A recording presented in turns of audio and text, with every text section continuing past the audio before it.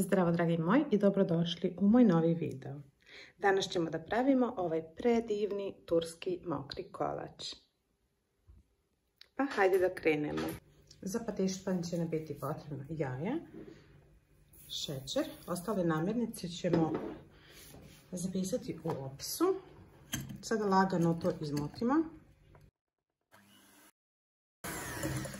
Kada smo jaje lepo mutili, dodat ćemo mokre sastojke, to su mlijeko, ulje i sada ćemo pomiješati suve sastojke. Za suhe sastojke će nam biti potrebno brašno, pecivo i kakao.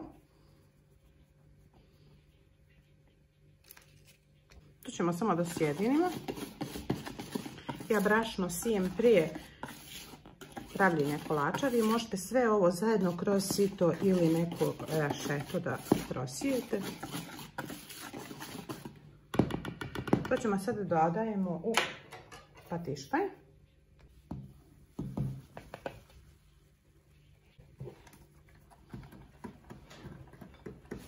Lagano ovako prvo malo promiješajte, pa onda da ne bi puno poprskalo.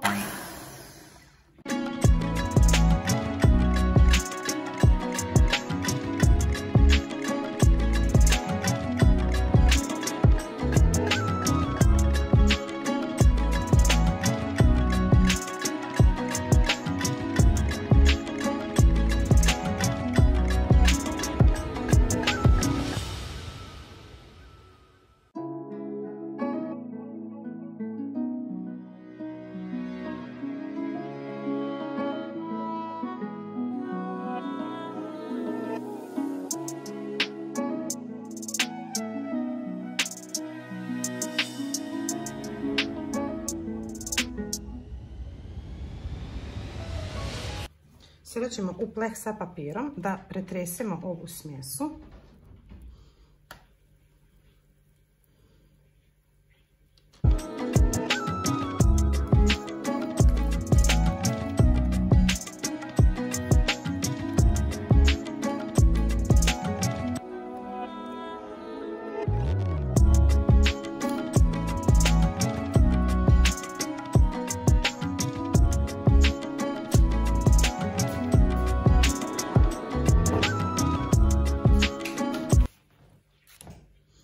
Poravnate.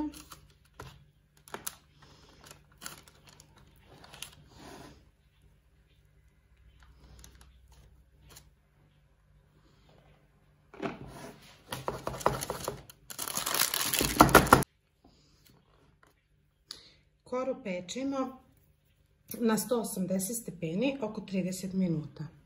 Za preljev će nam biti potrebno šećer, vanilin šećer, ulje,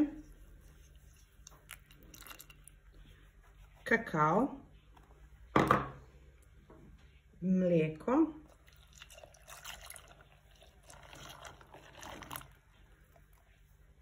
i dodat ćemo čokoladu kada bude već zagrijano.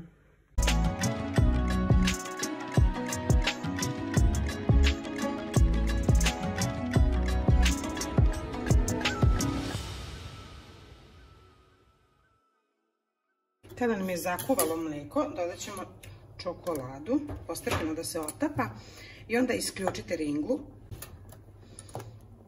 i kuvat ćemo nekih, pa dok se čokolada ne rastopi, minut, dva.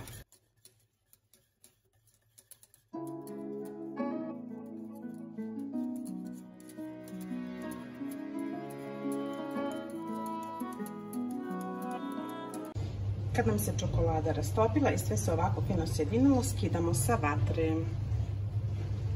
Pečen patišpanj.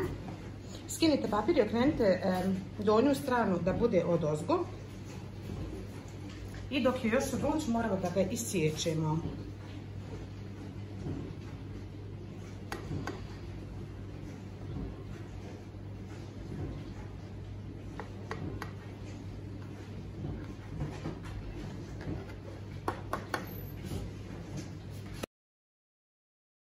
Prohlađeni patišpanj zalijevamo sa vrućom čokoladnom agdom ili ono što smo prokuvali, kako ko zove, preljeg. Sada ćemo da zalijevamo, znači ravnomjerno sve pomalo.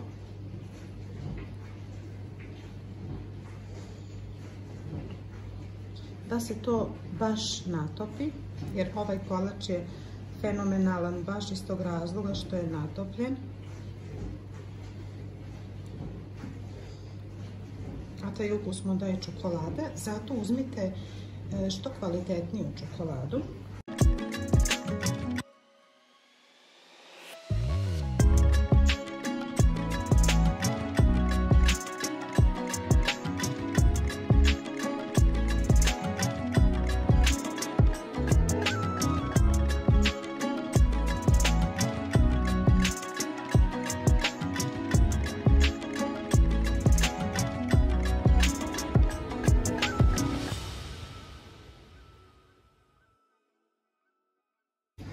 Znači natopite mnogo kolač, odnosno sve da iskoristite što ste skuvali. Nemojte da se plašite, kolač će moći lijepo da se i izvadi. Ako vam sad izgleda mnogo mlijeka, to kasnije neće biti tako, vjerujte mi.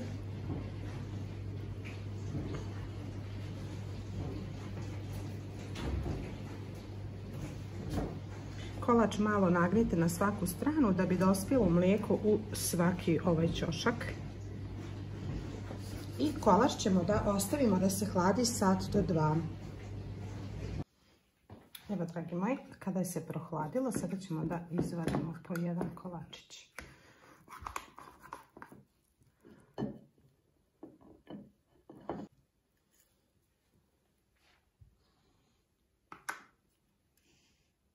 Vidite koliko je on pun tečnosti. On je jako mekan, ukusan. Oduševit ćete se stvarno.